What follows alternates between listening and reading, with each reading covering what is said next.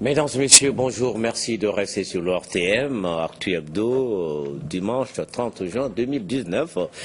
Bon appétit si vous êtes autour du repas de midi. Aujourd'hui, nous avons un invité, Monsieur Adama Sangaré, maire du district de Bamako, capitale du Mali, avec ses quelques 3 millions d'habitants. Monsieur le maire, vous nous direz si le chiffre est exact au cours de cet entretien. Voilà, on disait donc Bamako est une ville de quelques 3 millions d'habitants ou plus, une ville cosmopolite, c'est bien d'ailleurs, c'est ce qui fait sa beauté, mais une beauté, il faut le reconnaître, qui se fane avec les multiples actions des habitants de Bamako. Ces désagréments à Bamako ont un nom ou ont des noms, grandes difficultés dans la mobilité urbaine, manque d'équipements marchands à hauteur de souhait, insuffisance de parking public, trottoirs occupés par les petits commerçants, insécurité et surtout la grande question de l'insalubrité qu'aucune mesure, qu'aucun projet ne semble pouvoir freiner la progression. Nous verrons justement au cours de cette émission avec Monsieur le maire du district de Bamako leurs forces et faiblesses, les opportunités et les menaces en face d'eux. Bonjour Monsieur le maire. Bonjour Jean-Baptiste. Merci pour votre présence. Nous reviendrons à vous dans un instant, le temps de faire la lumière sur cette nouvelle ambition affichée, parce que dans le domaine, les initiatives, les ambitions ne manquent jamais. On verra maintenant les résultats que ça donne. En tout cas, une nouvelle riposte contre l'insalubrité. Le vendredi, on se rappelle, le vendredi passé, on nous disait ceci. D'ici la fin du mois d'août, il n'y aura plus de points noirs à Bamako. Autrement dit, plus de tas d'ordures. C'est l'ambition quand même du ministre de l'Assainissement et du Développement durable en donnant à Point G le premier coup de l'arme d'une vaste opération d'évacuation d'ordures à Bamako. Une initiative du groupe Ozone qui, par ailleurs, renforce son parc d'assainissement pour un coût de plus de 2 milliards de francs CFA. Le président directeur général du groupe Ozone qui séjourne à Bamako et était avec Monsieur le maire, justement, le Monsieur le maire de Bamako. Vous avez par la suite animé, Monsieur le maire, une conférence de presse. Nous regardons le reportage de Papa Omar Aïdara et puis on revient sur le plateau avec vous. Dans la dynamique de redonner à Bamako sa renommée de ville coquette d'antan, le partenaire marocain Ozone Mali renforce son dispositif d'assainissement. Il met désormais à la disposition du personnel 25 nouveaux véhicules modernes et divers matériels d'assainissement. Ces engins peuvent remplacer environ 30 balayeurs. À cela, il faut ajouter un véhicule remorque pour le transfert des ordures. Le tout pour un investissement de plus de 2 milliards de francs CFA. À travers ces équipements, Ozone Mali entame ainsi une vaste opération d'évacuation de dépôts d'ordures dans les 6 communes du district de Bamako. Le temps est donné en commune 3, plus précisément à Point G, qui constitue un point névralgique. Cet tas d'ordures se situe juste après la faculté des médecines et à quelques pas de l'hôpital du Point G.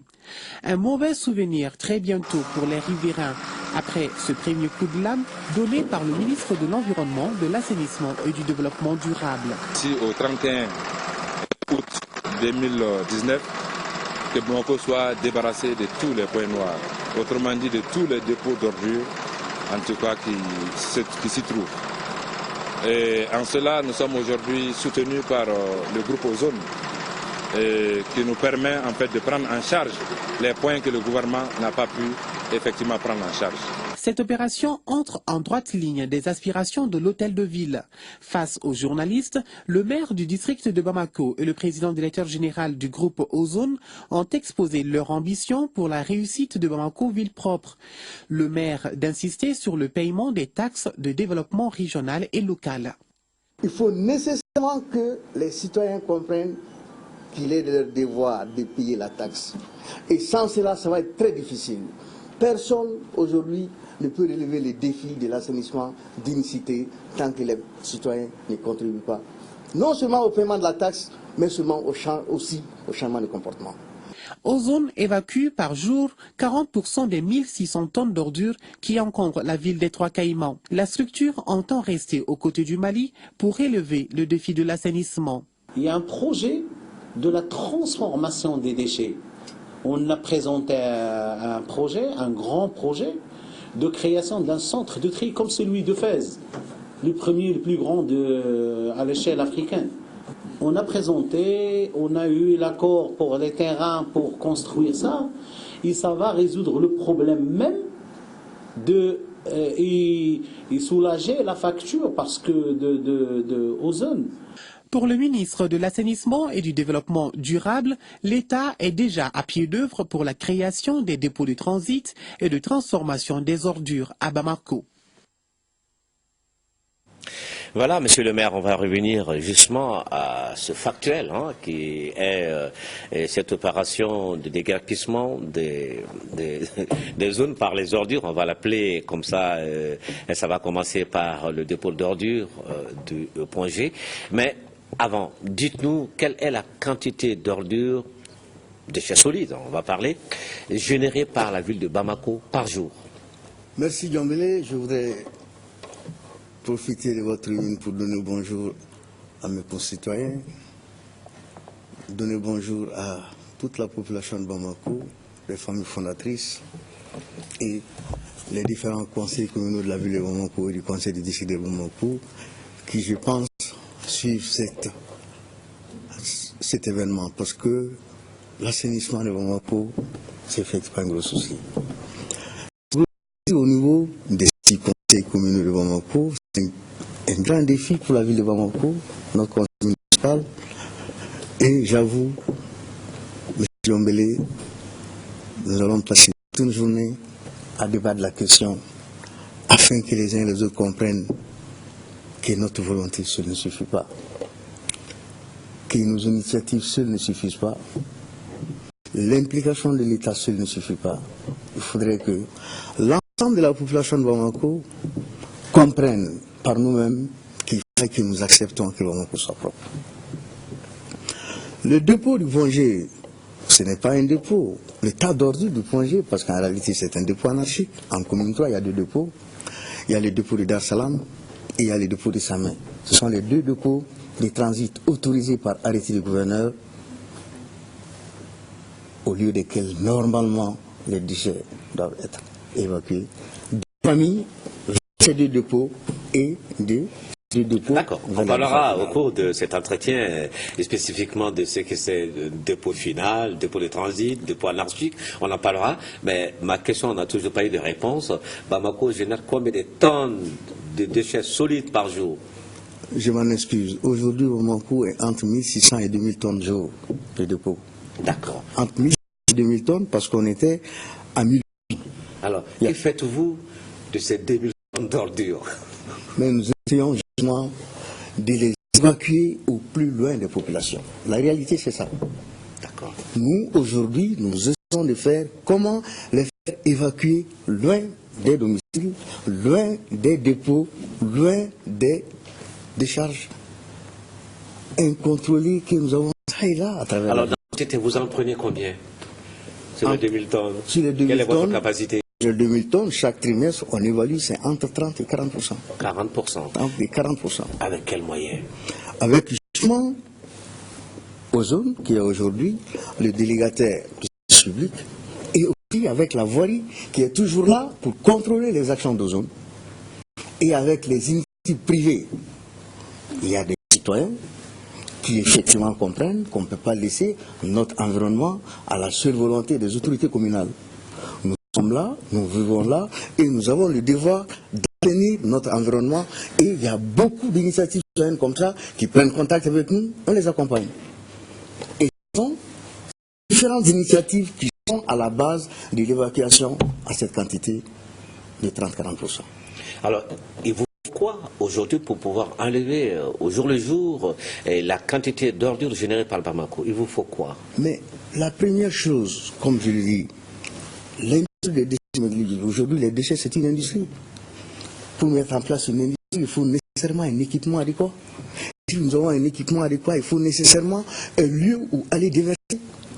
Et aujourd'hui, le fait d'aller déverser des déchets ne suffit plus.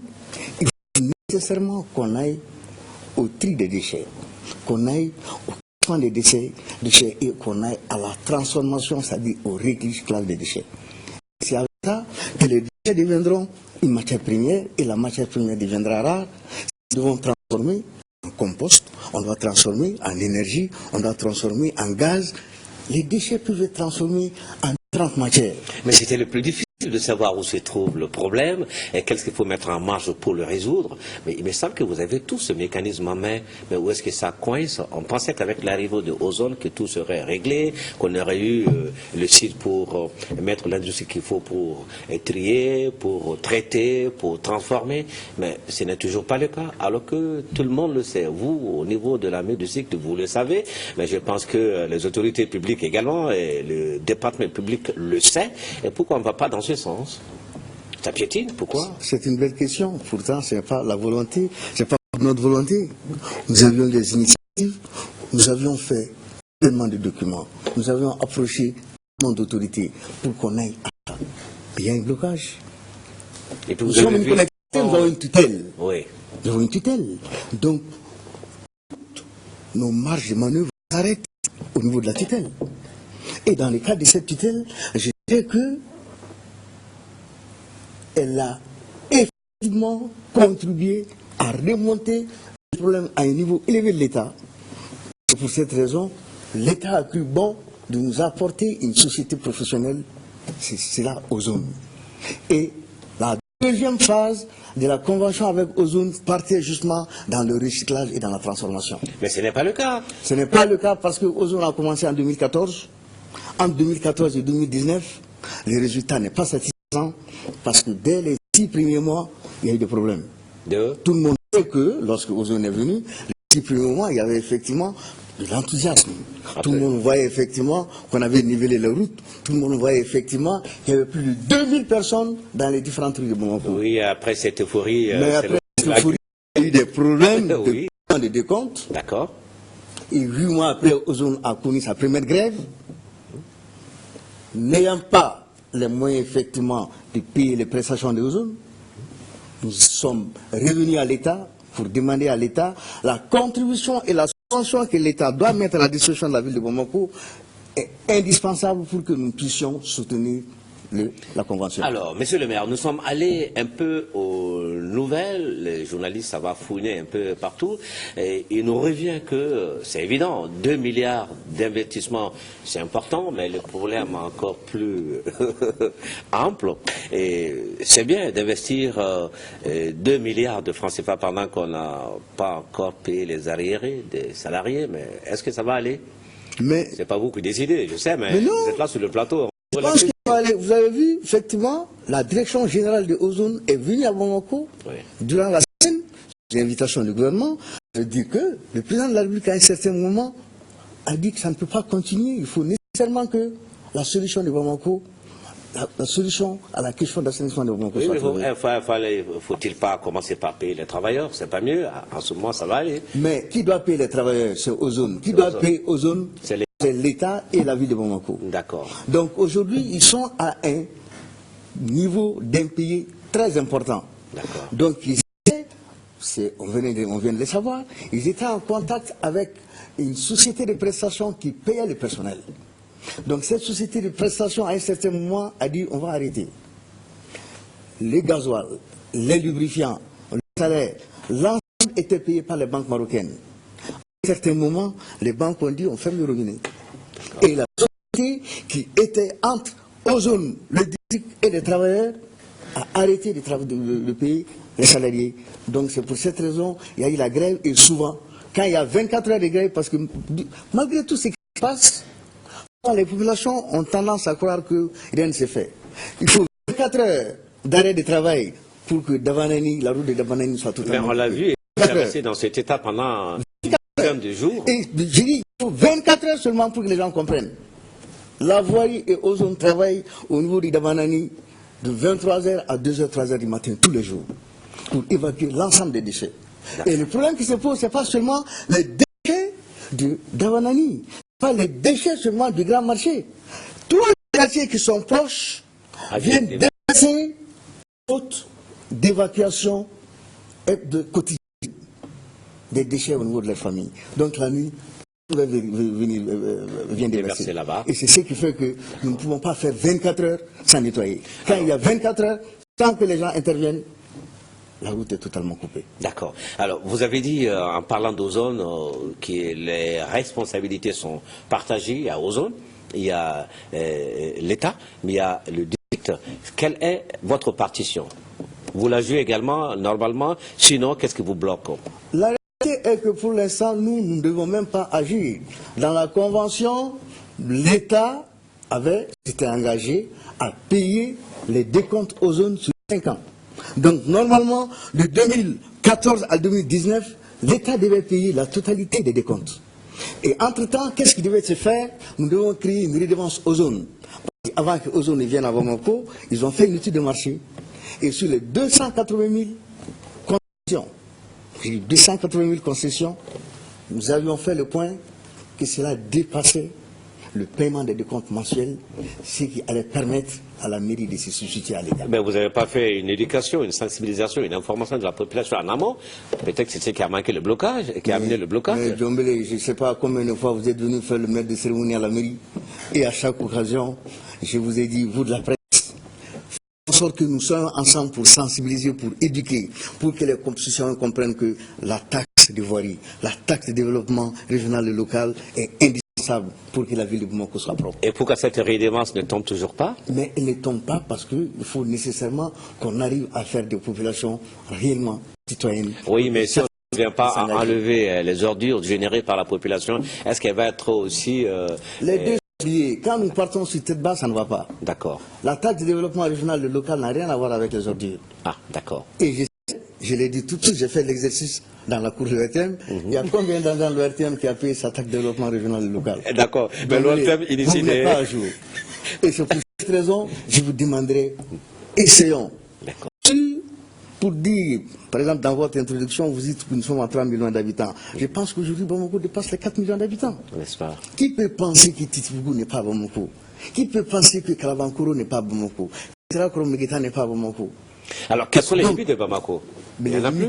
Aujourd'hui, l'agglomération de Bamako. Non, parce que nous avons dépassé les limites de Bamako. Depuis 2010, nous avons parlé du Grand Bamako. Alors, c'est quoi les limites du Grand Bamako? Aujourd'hui, nous partons à l'intercollectivité, c'est-à-dire Bamako. Avec les 25 communes qui entourent Bamako, nous avons fait une intersyndicale, une intercollectivité, parce que ces communes ne peuvent pas se développer sans nous, et Bamako étouffe sans ces communes. Ça veut dire que vous devez vous occuper également de la gestion des déchets générés même par ces communes. Mais ensemble, aujourd'hui, généralement, où est-ce que les déchets sont générés à partir de chez eux? C'est Bamako. Le matin, ils sont là, ce sont des communes dortoirs. Quand ils viennent avec des marchandises, ils laissent les déchets, ils repartent chez eux. Donc, leur niveau d'insalubrité est moindre par rapport au niveau d'insalubrité de Bamako. Donc, c'est pour cette raison que nous leur avons dit, tout n'est pas négatif.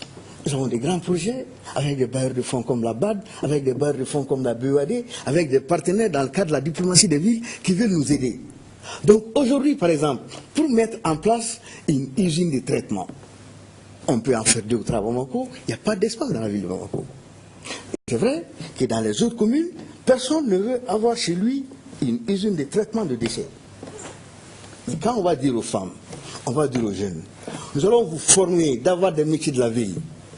Quand vous voyez des grandes agglomérations comme Sao Paulo au Brésil, vous voyez qu'il y a des dizaines de millions de personnes qui vivent des déchets dans le cadre de la transformation. Ils font le tri.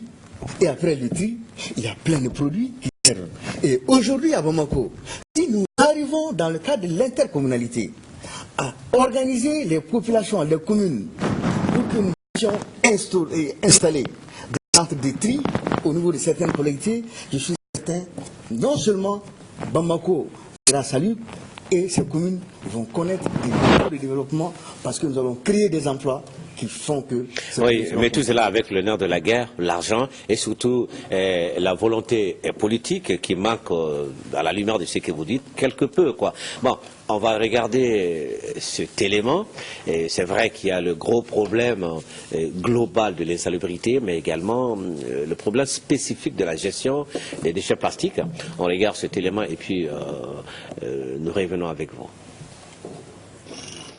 Le district de Bamako compte 70 quartiers sur 400 km de voies bitumées et 600 km de caniveaux linéaires avec 180 000 concessions. Toutes les 15 minutes, on déverse des déchets sur les dépôts de transit d'ordures. Malgré les initiatives et autres efforts consentis ça et là, la situation n'est guère reluisante. Pire, les dépôts de transit des ordures sont transformés en dépôts finaux. Au début, c'était bien, mais au fil du temps, c'était moins bien. Et au fil du temps, ce n'était pas du tout bien. Et aujourd'hui, tout le monde sait ce que c'est. Malgré tous les efforts que nous faisons, et souvent des efforts difficiles, parce que le temps d'évacuation des ordures ne peut être que la nuit. Quand ces entreprises ramassent, mais où aller déverser? Aujourd'hui, on fait des acrobaties. On amène généralement la majorité de nos déchets sont amenés dans les champs aujourd'hui. À partir d'un certain moment, les champs ne peuvent plus recevoir les déchets parce qu'il y a les semis, il y a les pousses qui vont venir et nous on se demande qu'est-ce qu'il faut faire. Souvent quand les camions vont là-bas, pour 1 heure de temps, ils sont là-bas 5 heures. Ils se battent avec les populations qui refusent que les déchets soient évacués. C'est pourquoi les dépôts de transit sont régulièrement remplis. Face à cette triste réalité, la mairie du district va en guerre contre l'insalubrité à travers cette opération de grande envergure. Elle consiste à l'évacuation des ordures et le curage des caniveaux. Il est bon d'anticiper, comme il est bon d'attendre aussi pour voir certains comportements des caniveaux. Sinon on peut curer au mois de janvier. D'ici là, vous voyez, c'est que les caniveaux seront transformés en dépôts d'ordures. Donc autant attendre qu'on a les prémices des premières pluies. C'est là à travers un programme conjoint avec les 6 communes. Plus d'une cinquantaine d'entreprises et GIE sont mobilisées pour la circonstance.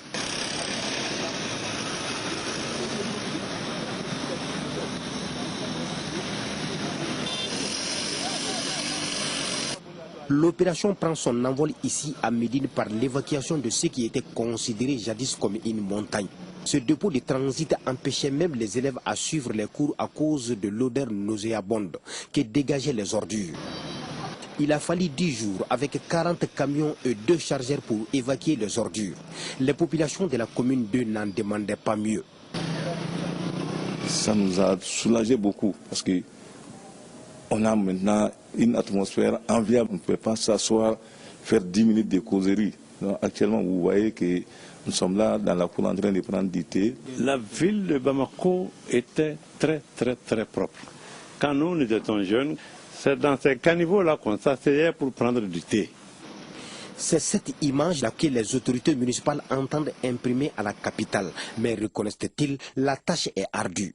Nous sommes confrontés à un problème de ressources financières énormes qui fait que ça fait pratiquement 3-4 ans que nous n'arrivons pas à payer encore les GIE et les entreprises qui s'engagent à faire ce curage-là par préfinancement. Et le programme de cette année, nous sommes à près d'1 milliard.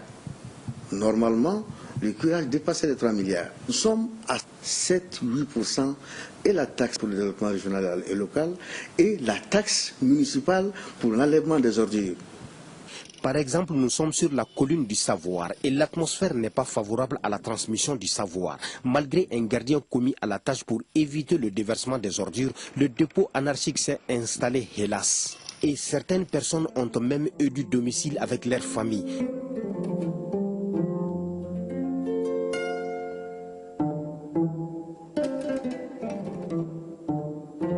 Des hangars implantés sur la montagne d'ordures, d'un dépôt de transit à un autre.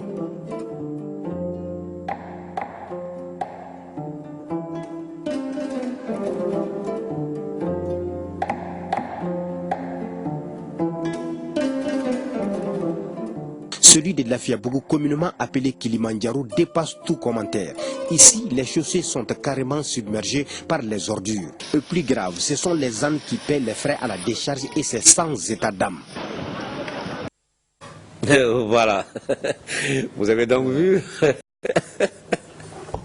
les reporters qui appellent ça d'ordure le mont Kilimanjaro. Ça veut dire franchement que ça dépasse quelque peu les limites. Hein. Alors, le quotidien de Bamako qui rime avec les ordures. Dites-nous, monsieur le maire, vous parlez du dépôt de transit, du dépôt final, du dépôt anarchique.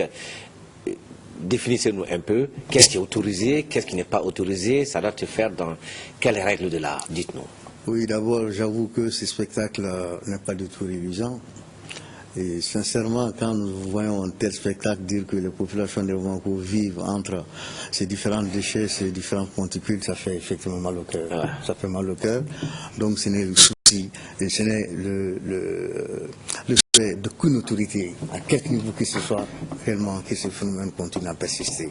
Mais comme je l'ai dit, l'ensemble de l'État, de toutes les structures de l'État, continuera à s'engager si nous n'avons pas les populations avec nous. Ça va être très difficile que nous pourrons conjurer. Que doivent-elles faire les populations là? D'abord, par rapport à votre question, oui. Les dépôts de transit sont les dépôts où nous transportons nos ordures domestiques de tous les jours pour les déposer à un lieu transit, comme son nom l'indique. Ça doit transiter par là avant d'aller à une autre. Pour combien de temps ça va durer là-bas? Mais non, normalement, tous les 2 jours, on doit évacuer les dépôts de transit. Alors, il y en a combien? En commune 1, il n'y a pas de dépôt. À toute la commune 1, il n'y a pas de dépôt de transit. Il n'y a aucun dépôt autorisé. Les dépôts qui étaient là-bas, qui faisaient finalement même office de décharge finale, c'était les dépôts de Doumanzana, c'était un ravin. Ah d'accord. C'était un ravin et en 2010, tellement que le problème avait, les populations en avaient marre que Madame le maire de la commune 1, Madame Conté à l'époque, a failli perdre sa vie pour la gestion de ces dépôts. En commune 2, il y a le dépôt qu'on vous a indiqué tout à l'heure. Le dépôt s'est fait à Midnakra. Oui. Bamsa Touré, le coordinateur des chefs de quartier que vous avez vu, a eu les mêmes problèmes. Les gens sont allés remplir sa cour de déchets. Alors, ces dépôts, Monsieur Jombele, je vais en arriver. Au niveau de la autorisé. commune 3, c'est un dépôt autorisé. Au niveau de la commune 3, il y a les dépôts de Dar Salam et les dépôts de Samen. Dépôt Dar Salam, c'est... Dépôt de Dar Salam, quand vous êtes sur l'échangeur en allant à couloir, sur votre droite, vous avez un dépôt. Oui. Et à Samen, en allant vers le commissariat, il y a un dépôt. D'accord. Et en commune 4, c'est les dépôts de l'Afiavou, où effectivement, on évalue au mont Kilimanjaro. Oui. Et en commune 5, les dépôts, c'est pratiquement les dépôts qui est sur la colline du savoir. Ce n'était pas un dépôt, mais finalement, la pratique a fait que c'est devenu un dépôt obligatoire de transit pour les populations. Et en commune 6, les dépôts d'étrangers ont été transformés en camps pionniers. Il n'y a plus de dépôts en commune 6. Et c'est pour cette raison, nous avions dit à l'époque à notre ministre qu'il fallait nécessairement déjà restaurer les dépôts de transit là où ils sont. Ça, c'est le premier problème. Le deuxième problème, la décharge finale. La décharge finale, c'est quoi? C'est là où l'ensemble des dépôts de transit doit être évacué pour aller à 32 km d'ici à Nougoubou. Et c'est une décharge qui n'a jamais été fonctionnelle. Pourquoi? Quand nous faisons, parce que la conception à la base, il y a eu des problèmes. D'accord. Donc on fait plusieurs transports sur le lieu, pratiquement avec tous les ministres concernés, et de l'équipement, et de l'assainissement, et de notre tutelle, pour essayer d'aller trouver une solution. Là, depuis 4 ans, mais la décharge n'est pas encore fonctionnelle. Mais comment? C'est inimaginable qu'on ne puisse pas trouver, on a trouvé, identifié l'espace, qu'on n'ait pas trouvé le mécanisme de construire, de mettre en place une structure pour accueillir des ordures. Elle a été mise en place, elle a été opérationnelle, mais malheureusement, la conception a faussé. Les véhicules ne peuvent pas monter la rampe. Au niveau même de la membrane où on doit déposer les ordures, il y a des problèmes techniques. Mais la conception, ce n'est pas fait par des ingénieurs? Mais ça, c'est le ministère de l'Assainissement qui pourra vous répondre. C'est l'État qui met à la disposition des collectivités les dépôts. Ce n'est pas les collectivités qui mettent en place les dépôts. Parce que dans la politique d'assainissement de la ville de Bamako, du Mali, conformément au transfert de compétences, l'État met en place le système, l'exécution est faite par les collectivités. Et c'est dans ce sens-là que la décharge finale de Bamako a été mise en place par l'État, par le ministère de l'Assainissement, et nous devons exécuter l'évacuation des dépôts vers cette décharge. Alors, monsieur le maire, si on comprend bien, tout ce que vous faites comme ça, c'est comme prêcher dans le désert. Hein, il n'y a pas de dépôt final. Et les dépôts de transit sont devenus des dépôts permanents. Et entre-temps, Bamako continue à générer ces quelques 200 000 tonnes de déchets. On ne parle même pas des déchets liquides, hein, parce que le fleuve Niger, le pauvre, est là pour tout consommer. Donc, la fin du mal, ce n'est pas pour demain. Mais, comme je vous l'ai dit, malgré toutes ces insuffisances, si les districts et ses partenaires devaient arrêter de travailler 72 heures, je ne sais pas concrètement quelle révolution ça va amener dans la ville de Bamako. Il y a des efforts. Il y a des efforts de travers de la mairie. Il y a des efforts de travers de Ozone, il y a des efforts de l'État, il y a des efforts des municipalités. Certes, il y a beaucoup plus à faire. Il y a beaucoup plus à faire. Mais surtout, je demande encore que vous soyez réellement notre porte-parole auprès de l'ensemble de la population pour le changement de comportement qui n'aide pas. Et surtout pour l'incivisme, le fait de refuser le paiement des taxes. Sans les ressources financières, la volonté ne suffit pas. Les initiatives ne suffisent pas. Aujourd'hui, l'industrie des déchets nécessite d'être soutenue. Et c'est pour cette raison, comme je l'ai dit, nous devons saluer les hautes autorités qui ont décidé réellement de nous soutenir davantage. Nous soutenir davantage parce que nous sommes déjà soutenus. Toutes les grèves de Ozone là ont été effectivement décantées par l'implication de l'État. Donc aujourd'hui, demandez à Ozone de venir. Quand vous voyez, Ozone dit, nous nous investissons encore pour 2 milliards. Ouais. Ça veut dire effectivement qu'il y a un espoir. Il y a un espoir pour renégocier les arriérés qui sont là pour un nouveau départ. Et c'est avec ce nouveau départ que nous avons commencé l'autre jour avec le ministre de l'Environnement à évacuer les différents points noirs qui sont à Bamako. Mais il faut nécessairement que les populations nous suivent dans ce cadre-là. Tous les problèmes des dépôts dont nous avons parlé, le ministre de l'Assainissement s'est engagé à trouver des solutions et même à trouver la solution concernant le problème du dépôt de la décharge finale. Mais si tout cela est fait, que nous-mêmes, avec nos actes, avec nos comportements, avec notre détermination à avoir un environnement sain, nous puissions nous engager pour continuer avec l'État et les collectivités. Alors, nous avons vu aussi, il y a de cela 2 semaines, des initiatives privées qui émergent un peu dans la gestion, le tri, le traitement des ordures. Est-ce que vous êtes au courant? Est-ce que les initiatives comme ça, vous pensez qu'elles peuvent aboutir aussi? Oui, toutes les initiatives privées dont nous sommes au courant, que nous ne sommes pas au courant, sont salutaires.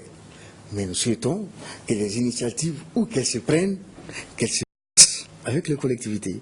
Parce que quand les initiatives ne sont pas faites avec les collectivités, elles seront difficilement en phase avec la politique communale de telle commune et avec la politique communale de la ville de Bamako. Ça va être compliqué.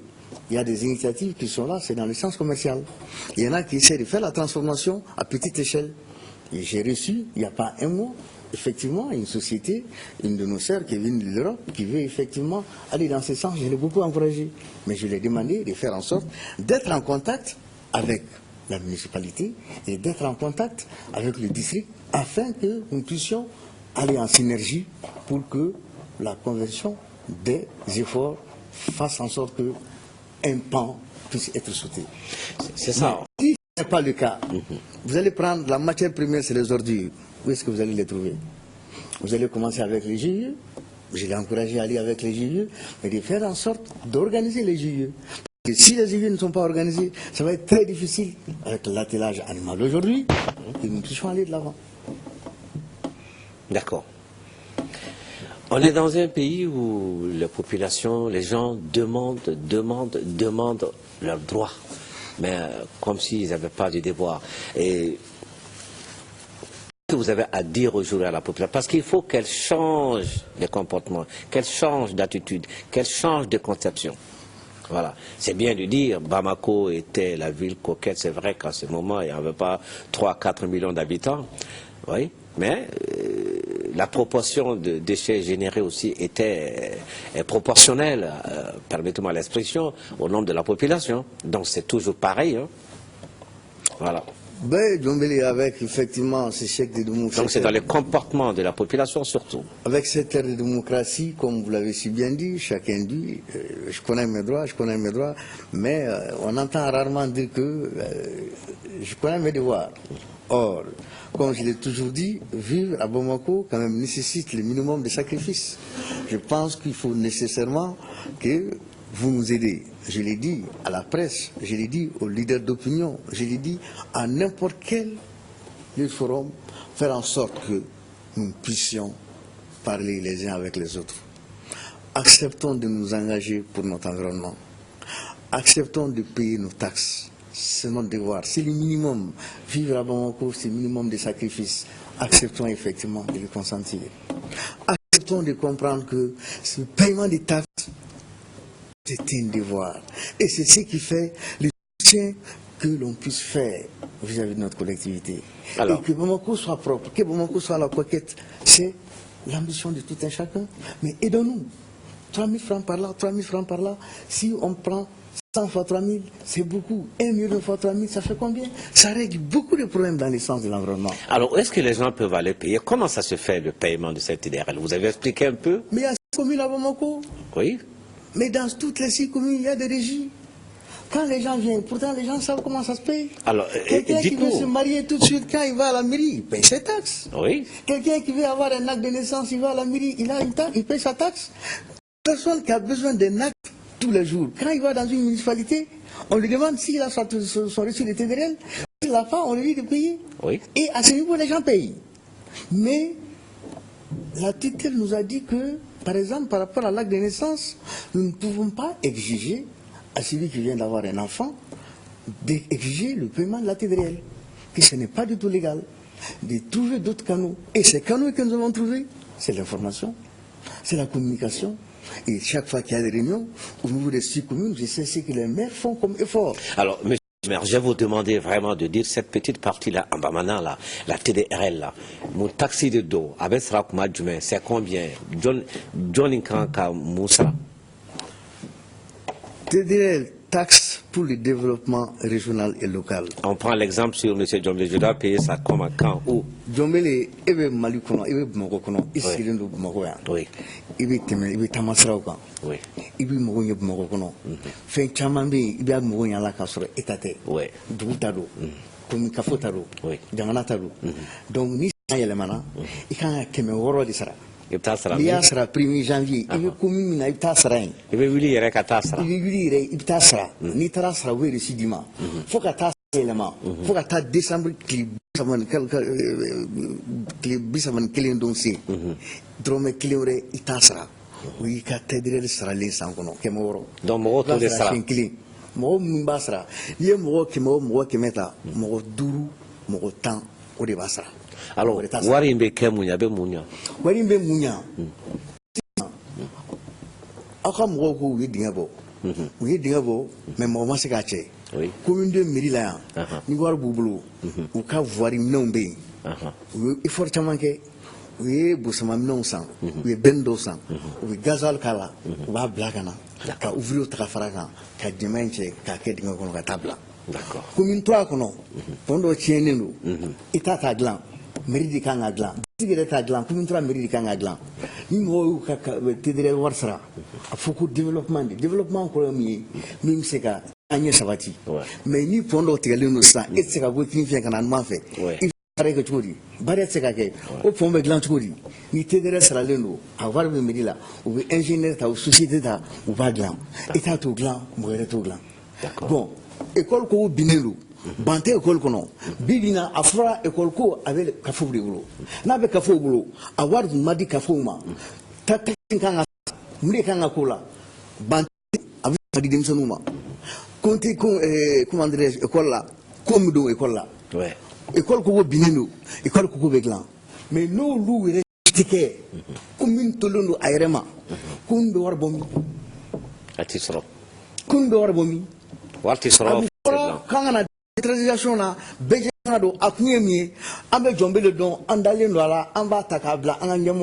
donc on va jeka demain à se ka bareke ma se ka demain ka jeka bareke tout am ta furudima dabati bulu charity bulu misiti bulu ibe senega chudi iba kini bulu wa baratike fenti soro kongobina. Donc c'est pourquoi on va foyer on va fo anti sena folie là fanga nyogon demain ka fo glanina fanga nyogon demain jamana glanina abet fo jamana nyamro nodu mais population ka hakeni mbe akoke ni population aka hakeni ke akacha ala fa benye ni na fo district yani avril te mo bafla ni akunyon ko o de be barake district la anya ni mu fe be ka ka keme woro insra anya fo syndicat wi anya de me abarela be ka ka keme woro yani avril kalo ka ban no kera an bɛna taa don gouvernement ministère bɛɛ kan k'a ɲini fɛ bɛɛ k'a fɔ k'i ka baarakɛyɔrɔ mɔgɔw k'a sara mais ni an m'a fɔ mɔgɔw k'a sara ni mɔgɔw ma sara a ka gɛlɛn a se ka taa k'an taa kuma yɔrɔ wɛrɛ la k'a fɔ k'an bɛ an yangana ye k'a fɔ k'an yɛrɛ y'a sara. D'accord. Pas yɛrɛ k'a sara fɔlɔ. Ok, d'accord. Alors après cette parenthèse là, oui. Dites-nous, Monsieur le Maire, il nous reste quelques 5 minutes, hein. Et vous savez, il y a tellement de projets qu'on annonce en grande pop dans notre pays. Après, ça tombe dans les oubliettes, comme nos grands projets, généralement, c'est le cas. Et qu'en est-il aujourd'hui vraiment de la reconstruction du marché rose de Bamako? Qu'en est-il du projet tramway à Bamako? Voilà des grands projets qui nécessitent... Qu'en est-il de l'interdiction de la circulation des gros porteurs à certaines heures dans la ville de Bamako? Ces 3 dossiers, la question nous taraude un peu, quoi. Rapidement, si vous pouvez nous donner quelques pistes. Le grand marché de Bamako, vous savez, a fait l'objet de plusieurs incendies. Lors du sommet France-Afrique, il y a des partenaires qui étaient venus pour investir au niveau de l'État. Vu que les investissements qu'ils voulaient faire au niveau de l'État dépassaient le budget qui était là pour les investissements pour le sommet Afrique-France, à l'époque, le ministre des Investissements du secteur privé a envoyé ses partenaires à la ville de Bamako pour leur demander de reconstruire le marché de Bamako parce que le président de la République a voulu faire un marché moderne pour les opérateurs économiques. Ils sont venus, nous avons fait 2 ans avec le ministère de l'État pour avoir les titres de la ville du marché. Sans le titre, un opérateur, un bailleur de fonds ne va pas s'engager parce qu'il faut une garantie. Absolument. Or, l'État ne donne pas de garantie souveraine par rapport à un projet d'une collectivité. Donc, il fallait nécessairement trouver les titres, nantir les titres pour que nous puissions aller où nous avons perdu 2 ans. Rien que pour avoir le titre. Tout à fait. D'accord. Et lorsque Abdoulaye Idrissa Maïga, le premier ministre Abdoulaye Idrissa Maïga est arrivé, on lui a expliqué les problèmes, il a réglé les problèmes en 48 heures. Et c'est pour cette raison, le 22 septembre qui a suivi, le président de la République a posé la première pierre pour la reconstruction du marché parce que les partenaires étaient prêts. C'était un marché de 32 milliards. Les partenaires étaient prêts à s'investir. Et qu'est-ce qui s'est passé? Il fallait libérer le site du marché. Oui, exactement, le site du marché, le marché et les halles aux légumes isolés pour que le travail commence. Entre-temps, il y a eu les élections qui avaient commencé septembre, octobre, novembre, on partait aux élections. Et vous avez vu toutes les spéculations qui entouraient les élections au Mali à l'époque. Beaucoup de partenaires ont quitté le pays en disant effectivement, après les élections, à la limite, il n'y aurait pas d'État. Dieu faisant les choses, les élections se sont bien passées, les partenaires sont revenus. Malheureusement, il y a des associations qui sont sur le site du marché qui disent que le lieu ne sera pas isolé. Qu'il faut nécessairement d'abord faire le marché des légumes, les marchés, et après faire les halles aux légumes. Les ingénieurs et architectes disent que c'est pratiquement impossible. C'est impossible, c'est un projet commun. C'est un projet commun, il faut isoler le lieu, parce que les équipements qui peuvent venir peuvent souvent avoir des défaillances techniques, que Dieu nous en épargne, nous ne souhaitons pas, que sur les lieux, ils puissent avoir des grues qui lâchent, des trucs, oui, tout peut arriver. Qui est mort d'homme. Oui. Et la situation a été à ce niveau-là très sincèrement discutée au niveau de notre département. On a fait au moins 10 millions. Et à présent, le blocage est assez. Il n'y a pas d'issue. D'accord.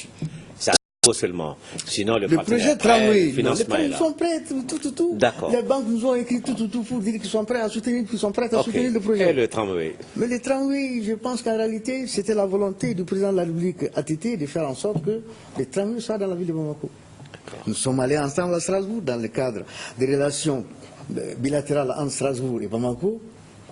La société Robert Lor, qui fabrique les tramways, a décidé d'accepter de venir. On a fait des études de marché. Il y avait une ligne qui quittait Irimajo pour venir à la gare centrale. Et le président ATT avait demandé qu'il y ait une ligne qui quitte Kati pour aller à Mouribabou. Donc, après ces études sommaires, il y a eu les événements de 2012. Il y avait une convention qui avait été signée avec un groupe de Jordanie, le groupe Catron, qui s'était engagé à plus de 500 millions d'euros pour faire effectivement les deux lignes. Mais après les événements, les partenaires sont partis. Sur la transition, ils avaient envoyé leur président directeur général parce qu'entre-temps, le groupe Alstom a racheté la société Robert Lor. Ils ont envoyé le président directeur général qui a effectivement rencontré les autorités à l'époque et les négociations sont en cours. On avait demandé de faire un courrier adressé au ministère français de l'économie. Ce courrier est parti. Et à Marrakech, lorsque nous sommes partis pour la féliciter, j'ai rencontré le ministre, le secrétaire d'État aux affaires internationales, M. Patrick Lemoine, avec lequel nous avons parlé du dossier. Donc si je comprends, il faut pas, c'est pas un projet qu'il faut oublier, c'est toujours dans le pipe, hein? C'est possible. On ne doit pas oublier les projets de transport. Alors rapidement, je crois qu'on a déjà fini. Si on oublie les grands projets dans le cadre du transport public, Bamako ne se développera jamais. Alors, la mobilité dont tu as parlé nécessite, il faut nécessairement qu'il y ait des transports, des projets de transport commun. S'il n'y a pas de grands projets en transport commun, la mobilité ne sera jamais développée. Mobilité, mais dans la sécurité et les gros camions. Dans le cadre des gros camions, à leur décharge, ils nous ont toujours dit, monsieur le maire, indiquez-nous où nous pouvons partir, nous allons laisser nous allons libérer la ville. Et nous n'arrivons pas à trouver. Mais pourquoi vous avez indiqué un endroit, port sec, derrière le fleuve? 77 hectares que l'État a donné, c'est dans le schéma directeur de la ville de Bamako. Mais malheureusement, ce sont ces 77 hectares qui ont suivi à mettre les logements sociaux. Et les 30% restants, les populations des Kati les ont totalement pris. Donc il n'y a aucun espace aujourd'hui dans ce sens-là. Nous avons fait 3 mois à chercher 50 hectares par là, 40 hectares par là, pour qu'on puisse amener les gros porteurs. Mais pour l'instant, nous n'en trouvons pas. D'accord. Il faut nécessairement que vous nous aidez, donnez-nous des indications. D'ici dans ce sens, nous sommes prêts à aménager et à faire partie des gros porteurs. Ben, on va se renseigner pour vous, monsieur le maire. Nous en serons contents. Alors, et nos chers amis, les Katakatanemboula. C'est dans le cadre de l'étude du code de la route. Oui. Et nous sommes en phase avec le ministère des Transports. Très bientôt, je pense que ça va être validé très rapidement et les Katakatanes seront effectivement circulés. D'accord. Et je vais rappeler l'événement de la semaine et puis on va vous prendre au mot, ou on va prendre le département de tutelle au mot. On a dit la fin du mois d'août, il n'y aura plus de points noirs à Bamako. Ça veut dire qu'il n'y aura plus de tables d'ordures, en tout cas pas anarchiques. On vous prend au mot. On sait que c'est M. le ministre qui l'a dit, mais vous étiez avec lui, avec le directeur général de Ozone qui était en séjour dans notre pays. Vous êtes quelque part engagé aussi. Nous sommes engagés. Si le ministre de l'Assainissement a fait cette déclaration, c'est avec nous et ensemble, nous allons tout faire pour relever les défis. Mais nous ne pourrons jamais le faire sans la presse et la population de Bamako. D'accord. Ce n'est pas un coup de séduction. Vous avez les moyens de le faire? Mais c'est vous qui allez nous donner les moyens. Mais vous avez dit qu'il n'y a pas de dépôt final. Mais quand le ministre... Comment on va faire disparaître les points noirs à Bamako si on ne sait pas où les transporter? Mais vous voyez, lorsque le ministre a dit, parce que le nouveau Premier ministre a dit qu'il faut nécessairement se donner des délais pour aller dans tout ça. D'accord. Et il dit qu'il mettra les ressources à disposition pour se faire. D'accord. Donc si le ministre de l'Assainissement a fait la déclaration, je pense qu'en réalité, il a fait au nom du gouvernement. D'accord. Et s'il a fait au nom du gouvernement, les collectifs vont suivre. Et je sais, le gouvernement sera là pour nous appuyer et nous allons en sortir. Mais encore, Djombélé, nous ne pourrons jamais le réussir sans les populations. D'accord. Nous, on va vous aider à atteindre la population, à les sensibiliser parce que c'est tout le monde. Hein. Nous en avons besoin. Voilà pourquoi d'ailleurs vous êtes sur ce plateau. Tout à fait. Okay. Merci d'être venu, monsieur le maire. C'est tout le plaisir a été pour moi. Bamako, une ville où il fait bon vivre, c'est votre phrase. J'espère que ce n'est pas un rêve. En tout cas, si c'est un rêve qui va se réaliser. Nous l'espérons. Avec tout le monde. Nous l'espérons. Inch'Allah. Alors vous avez le foot, hein? Mais naturellement. Et le Mali est sur la bonne pente? Naturellement. Vous êtes supporté? Mais je suis certain que nous allons ramener la coupe. Ah d'accord. Et vous serez à la finale, non? Pour le final du Mali en Égypte? Avec vous. Inch'Allah. Merci de nous avoir suivis, mesdames et messieurs. Le journal de 13h, c'est tout de suite. Hein.